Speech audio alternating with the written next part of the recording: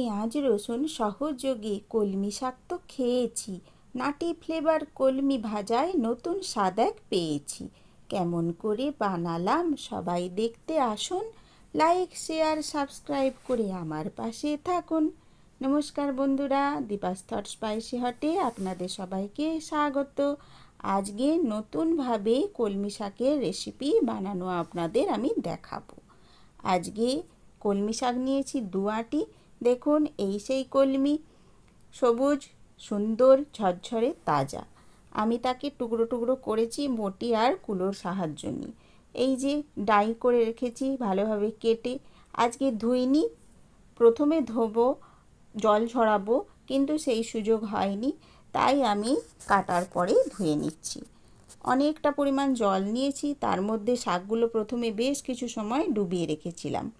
এবার হাতের সাহায্যে এরকমভাবে কচলে কচলে হালকাভাবে বারবার করে ধুয়ে নিয়েছি। ধুয়ে নিয়ে কচলে নিয়ে এইভাবে একটা ছাঁকনির ওপর তুলে রাখছি যেন জলটা ঝরে যায়। বন্ধুরা, শাকের মধ্যে বাজারের অনেক ধুলো বালি জমা থাকে, তাই শাককে আমাদের বারবার ধরে ধুয়ে নেওয়া উচিত। এইভাবে আমি সমস্ত শাকটা 4-5 বার ধরে ধুয়েছি। দেখুন বন্ধুরা, শাকটা ধুয়ে নেবার পর তুলে নিয়েছি, কিন্তু জলটার কি অবস্থা হয়েছে, পুরো ঘোলা হয়ে গিয়েছে। জলের তলায় বালি ধুলো সব জমা হয়ে গিয়েছে। এইভাবে 4-5 বার শাকটা না ধুলে ভালোভাবে পরিষ্কার হবে না। তো আমি ধুয়ে সুন্দরভাবে জল ঝরিয়ে রেখেছি।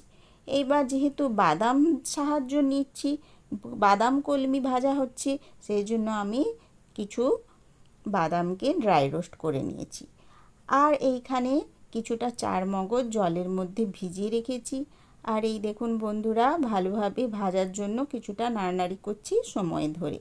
আর পাশে আমি বসিয়েছি ভাত, ভাতের মধ্যে দিয়েছি আলু সেদ্ধ আর কুমড়ো সেদ্ধ।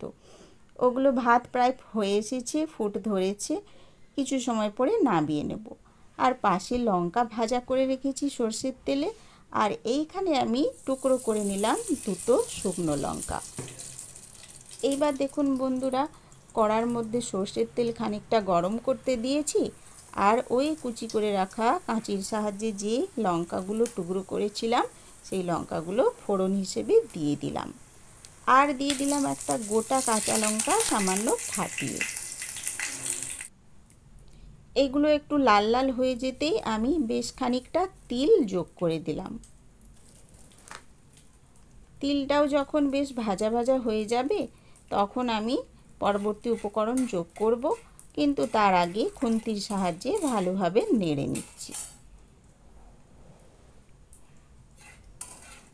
বন্ধুরা, বাদাম সহযোগে এই কলমি শাক ভাজাটি আমি আজ প্রথম বানাচ্ছি। আপনারা পুরো রেসিপিটা দেখবেন, দেখে যদি ভালো লাগে লাইক শেয়ার কমেন্টস করবেন, আর অবশ্যই সাবস্ক্রাইব করে দেবেন। তো লাল লাল হয়ে গেল যখন, আমি কলমি শাকগুলো ধীরে ধীরে কড়ার মধ্যে ঢেলে দিচ্ছি। অনেকটা কলমি শাক, তাই সময় ধরে সাবধানে আমি ঢেলেছি। এই যে ছাঁকনির থেকে পুরোটাই ঢেলে দিলাম। এইবার খুন্তির সাহায্যে ধীরে ধীরে সাবধানে ভালোভাবে নেড়ে নিলাম। নেড়ে একটা ঢাকনা চাপা দিয়ে দিলাম। কিছুটা মজে যাবে, মানে একটু নরম হয়ে কমে যাবে ততক্ষণ অবধি। আর এই যে বাদামগুলোর খোসা আমি হাতের প্রেসারে ছাড়িয়ে নিচ্ছি। দেখুন বন্ধুরা, শাক কিছুটা নরম হয়ে কমে এসেছে। এইবার আমি খুন্তি দিয়ে আবার ভালোভাবে নাড়ানাড়ি করে নিচ্ছি। এইবার লবণ, হলুদ আর কাশ্মীরি লঙ্কা যোগ করে দিলাম, যাতে আমার স্বাদ আর কালারটা সুন্দর আসে। এগুলো মিশিয়ে ভালোভাবে নেড়ে নিলাম। আবার আমি এর মধ্যে ঢাকনা চাপা দিয়ে কম আঁচে সেদ্ধ করতে দেব।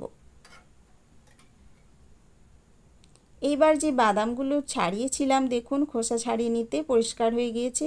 তো এবার একটি হামানদিস্তার মধ্যে ঢেলে নিচ্ছি। আজকে ব্লেন্ডারেও করছি না, আর শিল নোড়াতেও বাটছি না। হামানদিস্তায় সামান্য হাতের প্রেসার দিয়ে এইভাবে ঠুকে ঠুকে গুঁড়ো গুঁড়ো টাইপের করে নিচ্ছি। সমস্ত বাদামটা আমার কাজে লাগবে না, যতটা লাগবে ততটাই আমি নিয়েছি, বাকিগুলো তুলে রেখে দেব।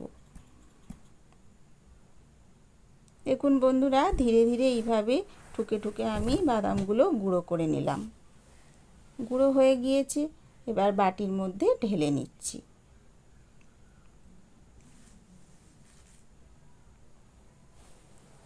এইবার আবার চলে এলাম শাকের কাছে। শাকটা অনেকটাই সেদ্ধ হয়ে গিয়েছে, ওই বাদাম গুঁড়োগুলো আমি ওর মধ্যে দিয়ে আবার নেড়ে নিলাম।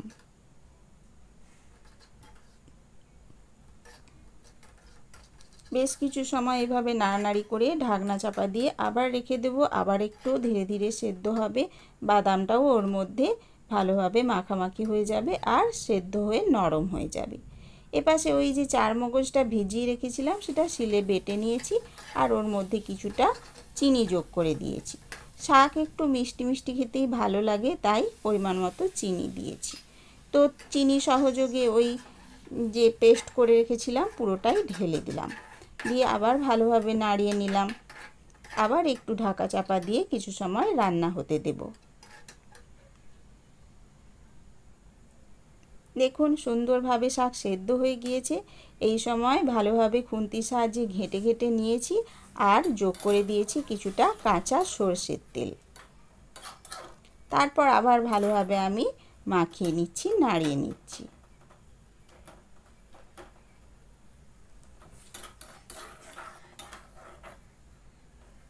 সুন্দরভাবে এইবারে আমার হয়ে গিয়েছে। এবার আমি বাটির মধ্যে ঢেলে নিয়েছি পরিবেশনের জন্য।